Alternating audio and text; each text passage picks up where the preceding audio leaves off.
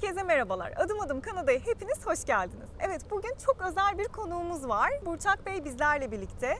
Biliyorsunuz ki biz Kanada'ya eğitim almak amacıyla geldik ve burada tüm vize süreçlerimizi Burçak Bey ile birlikte ilerledik. Bugün de Burçak Bey sizlerin tüm bu konuyla ilgili sorularınızı yanıtlıyor olacak. Videoya geçmeden önce lütfen kanalımıza abone olmayı, videomuzu beğenmeyi ve bildirimleri açmayı unutmayın. Kahveleriniz hazırsa hadi gelin başlayalım.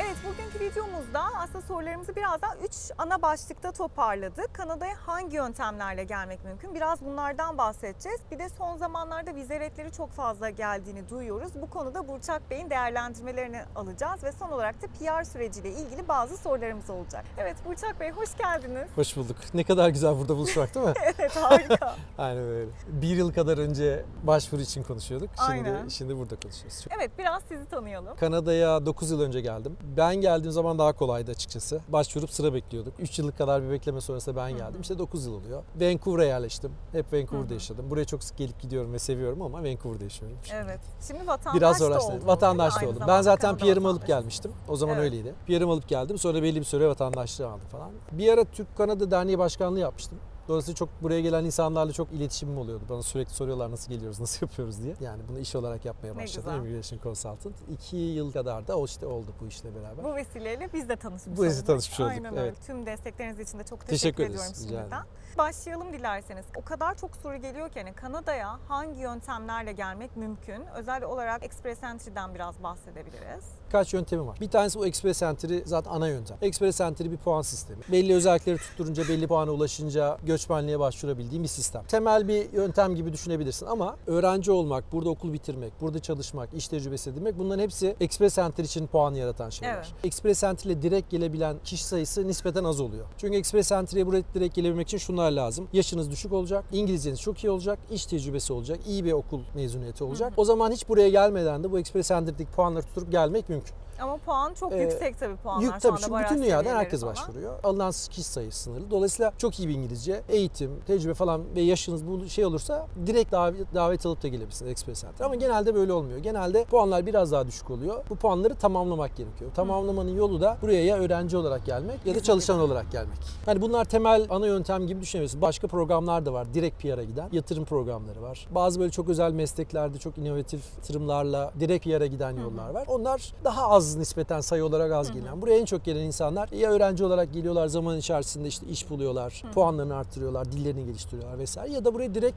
işli olarak gelenler de var. Eğitimde aslında o puanı artırmanın en önemli yollarından bir tanesi. Burada şu okumak. çok önemli. Buraya gelmek çok önemli. En önemli aşama bu. Yani buraya öğrenci ya da work permit vesaire bir şekilde buraya geldikten sonra iş teklifi almak daha kolay. Uzaktan çünkü iş teklifi almak hemen hemen imkansız. Ancak kimler alabiliyor? Software developer. Çok özel mühendislik mesleği olanlar yani uzaktan da iş bulup gelebilme şansı oluyor. Ama onun dışında ofis işleri yapan, diğer mesleklerde olanlar, buna doktor, avukat her şey dahil. Onlar da bulamıyorlar yani. Onlar ancak buraya geldikten sonra yapabiliyorlar. Buraya ilk önce bir adım atmak için tabii en geçerli yollardan birisi öğrenci olmak. Bir diğer yöntem genelde böyle bir yaşı biraz daha ilerleyip hani öğrenci olmak istemeyenler yatırım yoluyla da geliyorlar. O da bir yöntem. Bir yaygın bir yöntem tabii öğrenci olarak sizin gibi. Evet. Birisi öğrenci geliyor, birisi çalışma izniyle geliyor. Her ikisi de iş bulabiliyorlar. Buraya geldikten sonra işler çok daha kolaylaşıyor. Eğitim yoluyla gelmeyi daha detaylı bir şekilde sizlere soruyor olacağım tamam. ben de. Hani bütün seyircilerimizden çok fazla soru geldiği için hazır mesleklerden bahsediyorken bize de çok fazla soru geliyor. Şu mesleğe sahibim, daha kolay gelebilir miyim gibi.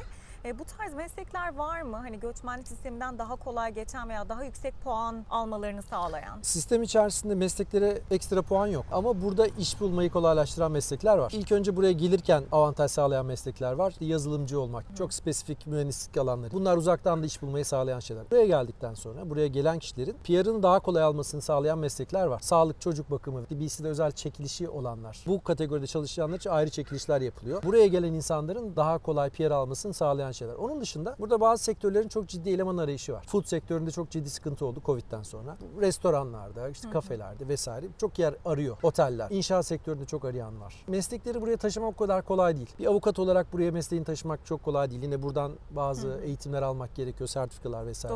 Doktorluk çok zor. Yani bizim çok tecrübeli arkadaşlarımız bile burada 3-4 yıl doktorluğa girebilmek için bekliyor. Ki bu Maalesef kadar ihtiyaç da varken, çok da ihtiyaç yani var. sağlık sektöründe. Müthiş ihtiyaç var. Doktora, hemşireye bunlara çok ihtiyaç var. Fakat buranın sistemi çok sıkıntılı burada. Yani kolayca giremiyorsun. Galiba Avrupa'da falan mesela onlar da Almanya'da işte daha kolay oluyorlar, entegre olabiliyorlar. Burada bayağı zaman alıyor. Onun için meslekleri buraya taşımak biraz zor. Ama şöyle bir şey var. Güzel olan şey de şu. Meslekler Türkiye'deki gibi değil. Yani burada çok daha basit, çok daha spesifik bir şeyle bile çok rahat hayatını sürdürebilecek bir şey yapabiliyorsun. Hani Türkiye'de ön lisans bitirdiğin zaman şansın çok azdır. Yani üniversite bitirme özellikle ofis işleri için falan. Ama burada 1 yıllık, 2 yıllık iyi bir okulu bitirdiğin zaman iş imkanın oluyor. Dolayısıyla onu şey gibi düşünmemek lazım. Ya benim işte Türkiye'deki mesleğim mesela atıyorum aşçıdır. Türkiye'den aşçı olarak bir iş bulma ihtimali düşüktür. Ama buraya gelirse iş bulur. Çok fazla da yani aslında ihtiyaç da var onun bu için arada. buraya gelmek çok önemli diyorum. Yani buraya geldiğin zaman direkt restoran sahibiyle gidip konuştuğun zaman o işi alabilme şansın var. Ama Türkiye'den birisini aşçıyla konuşup onun elemaya başvurusunu yapıp 6 ay bekleyip falan bunu çok fazla istemiyorlar. Kanada'da iş yeri sponsoru bulunarak gelinmesi mümkün mü?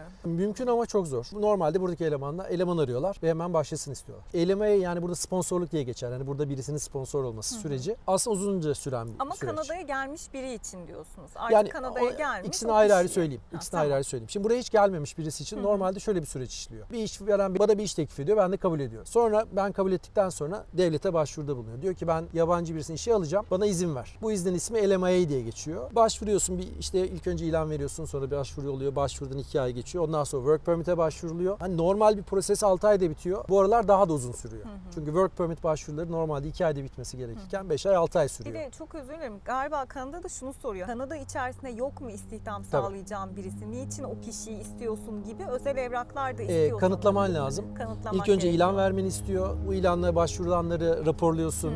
Diyorsun ki ya ben çok uzun zamandır arıyorum bulamıyorum. Devletten ESTC diye bir şey var burada, organizasyon. Onlarla konuşup onları ikna etmen lazım. Ya ben buradan bulamıyorum. Ne olurlarsa tamam diyorlar. O eleme letterini veriyorlar. O eleme letterini de işte buradaki ya da yurt dışındaki kişilere kullandırtıyor şirket. Ama sponsorluk deniyor. Dolayısıyla o yolla gelebiliyor ama buradan birisinin sizi alması için sizi iyi tanıması, sizi gerçekten işe alması lazım. Mesela diyelim Türkiye'desiniz, burada tanıdığınız birisi var. Siz nasıl iş yaptığınızı biliyor ya da ne bileyim bir aşçısınız. Sizi restorandan şuradan tanıyor bir yerden. Sizi işe almak istiyor. Bekleyebilir. Yani var böyle müşterilerimiz. Tamam, Türkiye'den özel mesele atıyorum. Restoran için Türk aşçı getirmek istiyor. Bildiği de birisi var. Buna sponsor olup getiriyor. Bekliyor işte 6 ay, 7 ay, 8 ay bekleniyor. Getiriyor.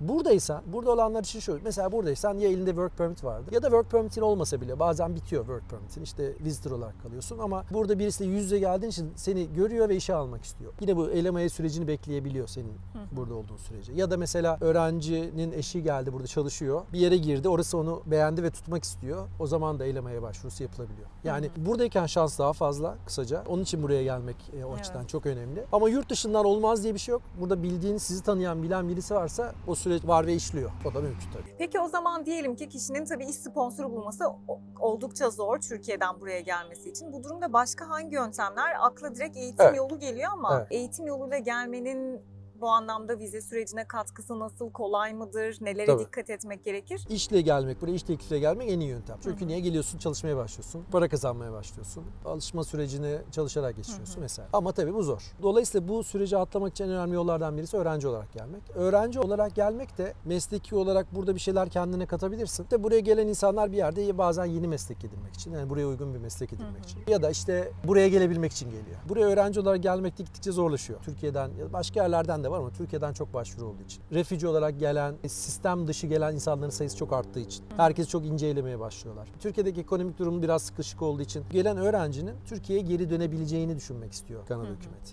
Dönmeyebilir ama isterse dönebilecek olsun. Onun için ne lazım? Niyet mektubu burada çok önemli.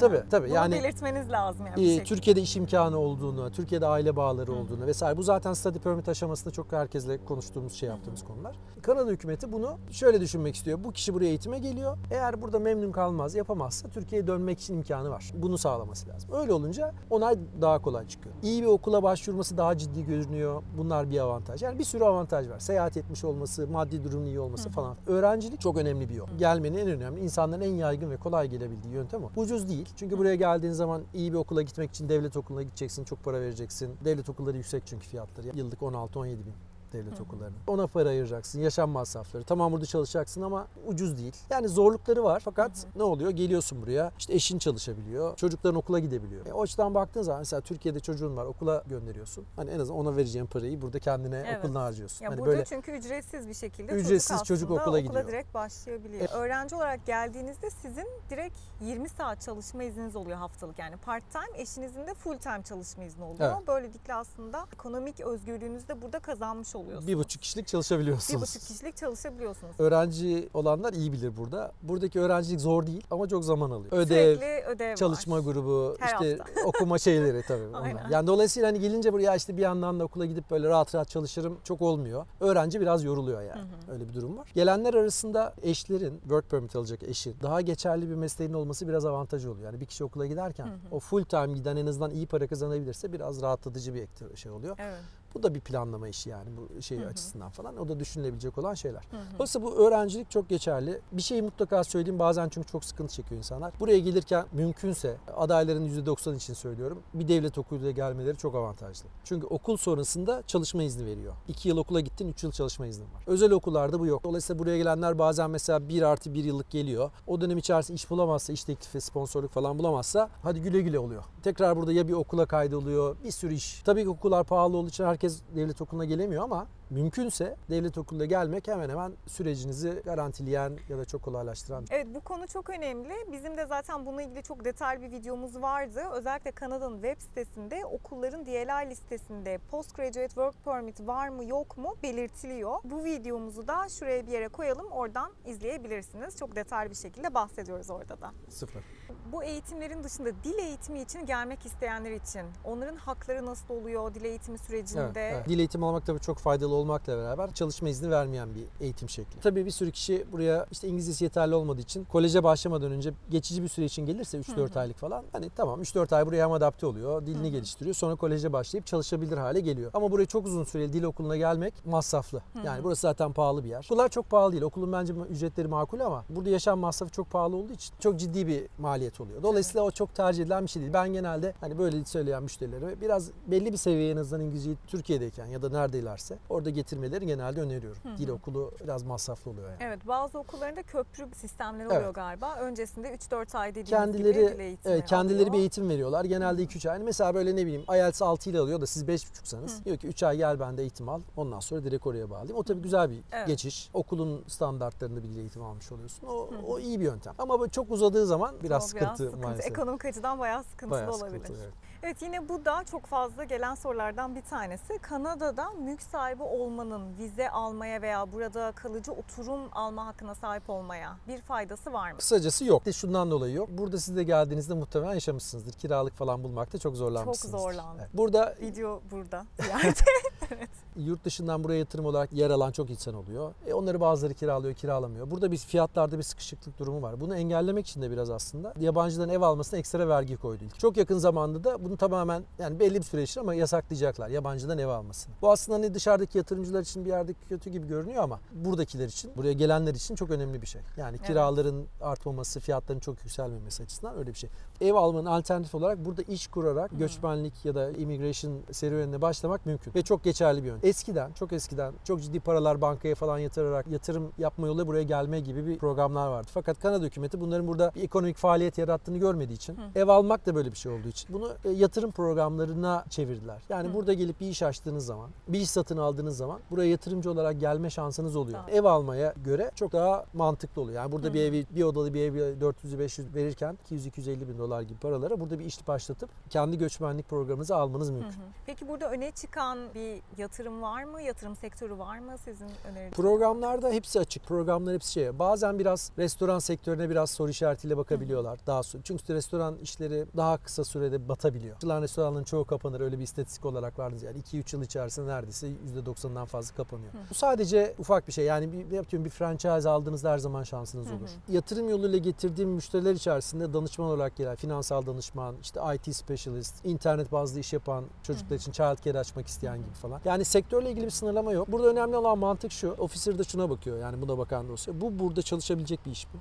Bu kişide ihtiyaç olan bir şey mi? Ve de bir business plan, yani iş planı hazırladığın zaman tamam Mantıklı ya bu mı, bir mantıklı bir şey var mı diye. Mesela herkesin kafasında bir iki fikir olabiliyor. Onlardan en mantıklısını konuşup olabilecek olanlara doğru yönlendiriyoruz. Yani yatırım yapmak isteyenleri ve bu şekilde gelen de çok oluyor. Özellikle böyle hani bu okula girmek, o tip işlerle uğraşmak istemiyorum. Belli bir de sermayesi olan kişiler için çok geçerli bir yöntem. Son dönemde çok fazla duyuyoruz seyircilerimizden de, işte gelmek istiyoruz ama vize reddi aldık ya da biz gelmeden önce çok korkuyorduk vize reddi alır mıyız diye. Aslında herkesin, her buraya gelenin korkulu rüyası bu vize reddleri. Son dönemde de arttığıyla ilgili duyumlar alıyoruz. Sizin yorumunuz Bizim nedir? Türkiye'den örneğin study permit kabul oranları gittikçe düşüyor. %70 küsürlerdeydi, 50 küsüre, oradan %50'nin altına düştü geçen seneki rakam. Bu sene biraz daha düşük olabilir. Genel rakamlar için bulduğumuz istatistikler olarak söylüyorum. Bunun işte birkaç sebebi var. Bir kere çok başvuru var. Önemli sebeplerinden bir tanesi ekonomik, bir tanesi de son dönemde artan, buraya gelip mülteci hakkı talep edip burada kalmayı düşünen, işte buraya herhangi bir şekilde gelen birisi, turist olarak da gelen, hatta sınırdan direkt işte Amerika tarafından direkt geçen. Ben geliyorum, buraya mülteci şey yapıyorum. Süreç olarak ilk başta kabul ediyorlar ama bir mahkeme süreci var. Sıkıntılı bir süreç var. Öyle herkes kabul olmuyor. Yani biraz öyle bir algı var maalesef. Her başvuruna biraz o gözle bakıyorlar. Bu acaba böyle bir şey talep edecek mi? Çünkü bu Kanada için bir cost, bu maliyet. Kaç sebepten dolayı kabuller, onaylar düştü. Bu da tabii gerçekten buraya eğitime gelen, koşulları ve imkanları ve geçmiş uygun olan insanlar için biraz haksızlık oluyor aslında. Maalesef böyle bir durum var. Study permit başvurudan hazırlanırken işte biraz daha detaylı çalışıp bütün bunları gösterecek kanıtları daha güzel hazırlamaya çalışıyoruz. Yani burada belki de en önemli şeylerden bir tanesi Türkiye'ye tekrardan geri dönebileceğinin kanıtını aslında en önemli vermesi. şeylerden bir tanesi. Hem onu başvuran kişi kendisini iyi ifade edip bunu söylemesi lazım. Benim işte şöyle işim var, böyle şeyim var, ben döneceğim. Bir de biz de onu destekleyen kendi letter'ımızda yazıyoruz tabii. Tabii Yani iş yerinden açıklayan. referans mektupları Referans alıyoruz mektupları, genelde. Onu da çok tabii. soranlar oluyor. Niçin referans mektubu gerekiyor? Aslında sizin Türkiye'de tekrardan bir istihdamınızın olup olmadığının kanıtı o referans mektupları. Evet. Son dönemde muhtemelen soruyorlardır. Süreçleri çok uzadı. Sizin zamanınıza başvurduğumuzda 2 ay biraz daha fazla sürdü. 2,5 ayda sonlandı. Bayağı azalmaya başlamıştı. 1,5 ay, 1 aylara. Şimdi 3-4 aylara çıktı tekrar. Bu Ukrayna'dan sonra çok kaynaklı bozuldu. sanırım. Ukrayna'dan sonra çok ciddi geri gidişi oldu. Ondan evvel bayağı düzeltmeye başlamışlardı. Farkındalar çok uzuyor diye. Düzeltmeye başlamışlardı. Yine oldu. Maalesef süreler biraz uzuyor. Herkes de biraz panik yapıyor biliyorum. Sürecin uzaması red anlamına gelmiyor. Dosya zayıf olduğu için uzun sürmüyor. Red cevabı erken de geç de gelebilir. Kabul de erken de geç de gelebilir. Geç kalması sadece sizin planlarınızı bozuyor. Başvuruyorsunuz. Belki okul zamanı gelince daha cevabınız çıkmamış oluyor. O tip dezavantajları var ama yani süreç uzadı, ben acaba red mi olacağım gibi düşünmemelerinde fayda var. Öyle bir durum yok yani. Bu anlamda şunu önerir misiniz? Vize redleri çok fazla olabiliyor ve en ufacık bir sebeple de vize redleri gerçekleşebiliyor. Evet. İşte finansal eksiklikler olabilir, işte istihdam gibi, niyet mektubundaki bir takım eksik kanıtlar gibi. Mutlaka bir danışmanla çalışılması çok kıymetli. Bu redlerin artmasından bir tanesi de, atıyorum bir eğitim danışmanlığı şirketinden, yani eğitim alırken ya biz permit başvurunuzu da yapalım diyorlar. O kadar özenli olmayabiliyor. Bizim hemen gözümüze çarpıyor o tip şeyler. Şansı arttırmak için tabii ki tecrübeli birisiyle, bu işi bilen birisiyle çalışmakta her zaman fayda var. Bütün göçmenlik başvurularını herkes kendisi yapabilir. Yani bu yol açık. Online başvuruların çoğu. Çok ufak şeylerden dolayı red gelebildiği için, immigration'daki kurallar, şeyler çok sık değiştiği için yeni bir şey açıklanıyor. Diyor ki işte şu tarihten sonra işte şu belge de gerekiyor ya da işte diyor ki onu kaldırdık. Yani bunları takip etmek oldukça zor normal kendisi başvuran birisi için. Yani destek alınmasına fayda var yani. Peki buraya geldikten sonra kalıcı oturum alma süreci ne kadar sürüyor? Kişiden kişiye bir kere çok değişiyor tabii. Buraya geldiğinizde zaten iyi bir puanınız varsa sadece bir okulu bitirmek ya da belki çok basit bir iş teklifi almak bile yeterli olabiliyor. Puanınız Express Center'da yeterli puana ulaştığı anda başvurabilirsiniz PR'a. Ama tabii PR başvurusuna başvuru yaptıktan sonra da normalde PR başvurusunun sonuçlanması 6 aydır. Başladıktan sonra hak kazandınız, davet geldi, başvurdunuz Express Center diyelim. Bir 6 aydır ama tabii uzuyor. Bir yılı bekleyen de var bu aralar. Bir zaman söylemekte güçlük çekiyoruz. İnsanlar buraya geliyorlar. Puanları çok iyi olmadığı için PR'a başvurma süreleri belki 2-3 yılı bulabiliyor. Şöyle bir şey olur. Birisi öğrenci olarak gelir. Eşi burada bir hemen iş teklifi alır. Zaten dili iyidir. Geçmişte puanları iyidir. O iş teklifiyle beraber hemen yeterli puana da ulaşabilir. Ya da işte BCPMP'den aday olur. Yine PR'a başvurma süresi çok kısa olabilir. Ama hani ortalama olarak birkaç yıl sürüyor. BCPMP dediğiniz şey değil mi? Hani eyaletin Eyaletin kendi programı. Bu Express Entry mesela federal bir programdır. Burada eyaletin kendi programları var. Mezunlara, iş bulanlara yönelik. Oradan onay alırsan Express Entry için kullanabileceğin 600 puan demek bu, ki o garantilemek demek. Bir şey sormak Tabii. istiyorum bu noktada.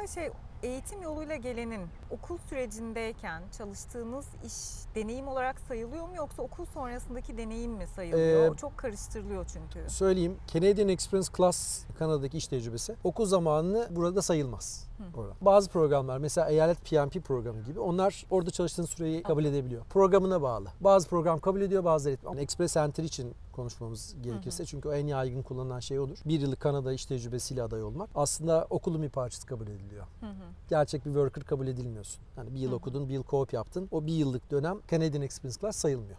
Öyle bir durum var. Bir de tabii hangi işte, nasıl bir işte çalıştığın da önemli Canadian Experience Class'ta. Bir şey olarak çalışmak da Canadian Experience. Yani 0 AB dediğimiz biraz böyle üniversite, kolej mezunlarının yapabileceği işler önemli. Dolayısıyla biraz ufak tefek şeyler var. Süreç olarak sorarsan burada birkaç yıl PR alana kadar, işlerini oturtana kadar herkesin zor bir dönemi var. Siz de yaşıyorsunuzdur, etrafınızdakiler de yaşıyordur. Ona biraz hazırlıklı gelmek lazım buraya. Geçmiş mesleğine uygun iş bulamıyorsun. Türkiye'de iyi bir standardın var, burada o standardı yakalayamıyorsun. Birkaç yıl böyle geçiyor. Peki PR sürecinde kişinin kendisinin tek başına gelmesi ve sonrasında ailesinin gelmesi mi, yoksa ailesiyle birlikte mi gelmesini öneriyorsunuz? Şimdi şöyle oluyor. PR zaten bir sonraki aşama, ama mesela öğrenci olarak gelirken bazen şöyle durumlar olabiliyor. Bazı adayların ya finansal durumdan dolayı ya da Türkiye'ye bağları güçlü olmadığı için beraber gelmiş olmak kısıtlayıcı olabiliyor. Yeterince finans gösteremez durumda oluyor. Ya da Türkiye'de hiç eşiyle beraber ya da işte partneriyle beraber geldiği için yani Türkiye'deki bağları zayıf gibi gözüküyor. Bazı durumlarda eşlerden birisinin study permit'e başvurup o onay aldıktan sonra diğerinin başvurmasını öneriyoruz. Önerdiğim oluyor. Bu şekilde alanlar da oldu. Dolayısıyla o biraz aday bazında şu ya da bu iyidir değil. Tabii ki aileler beraber gelmek ister. Ama finansal olarak sıkıntın varsa, 2 kişi 2 yıl tüm aileyi burada yapacak kadar finansal gösteremiyorsan, sadece öğrencinin gelmesi, daha sonra bir work permit'e başvurmak daha mantıklı olabilir. Yani burada aslında kişi bazlı,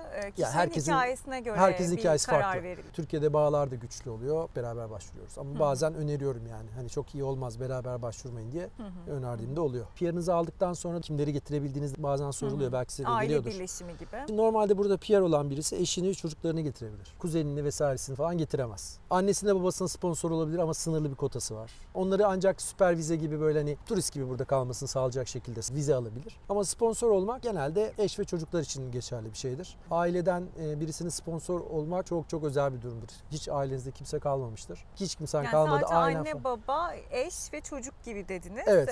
Bunun dışında Ki abla, anne baba kardeş, biraz zor. Anne bunlar- baba biraz zor. Abla kardeş olmuyor. Anne baba da şöyle zor. Kotası var. Her sene başvurular yapılıyor. İşte sadece 1000 kişi alıyorlar. 2000 neyse bir kota belirleniyor. Dolayısıyla çok kolay olmuyor yani. Evet, bu biraz böyle yüreğimizi şu an kötü Aileye oldu. getireceksen. Evet, yani daha çok var tabii bizim, ama birden böyle kötü hissettim. Yani ailenizi buraya getirebilirsiniz. Şimdi süper vizeyi 5 seneye de çıkardılar. Hani gelir burada sizle beraber yaşar. Bunda bir sıkıntı yok. Ama buraya gelip PR olması, çalışması. Çok zor. Onlar için imkan var ama işte biraz piyango gibi yani. Evet, genel olarak aslında sorularımız bu kadar, ama sizin buraya gelmek isteyenlere, seyircilerimize bir mesajınız var mı? Bir kere Kanada'daki programları falan öğrenmek kolay değil. Yani çok meraklı olan videodan şuradan buradan duydukları oluyor da bunlar bazen yanlış bir şey de duyabiliyorlar vesaire. Bir sıkıntı oluyor. Ben şunu öneriyorum. Planlama yapmak çok önemli. Şimdi herkesin puanı, geçmişi, dili, eğitimi farklı. Dolayısıyla herkes için bir çözüm var. Bazen sadece buraya bir en küçüğünden, basitinden bir özel okula gelmek yeterli oluyor. Atıyorum 400 küsür, 450 puanı, 430 puanı var. Buraya gelip 6+6 okul bitirmesi yeterli olabiliyor. Bazıları için